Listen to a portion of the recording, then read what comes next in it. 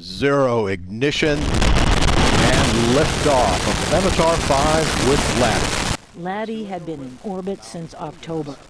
Its mission was to study dust in the lunar atmosphere, which appeared denser the closer the craft got to the moon, says Butler Hine with NASA's Ames Research Center.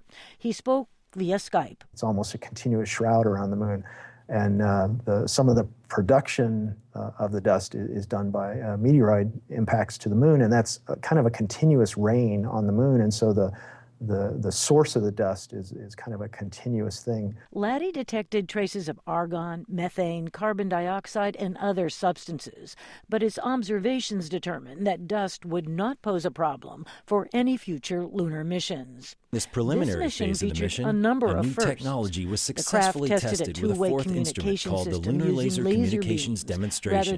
This is NASA's first high data rate laser communication system used on a deep space mission. It's designed for the environment anywhere between the Earth orbit and Mars orbit.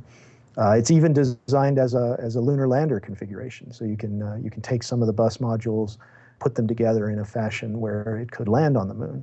Among the tense moments during the mission's final days was a lunar eclipse, which put LADEE's solar panels in darkness.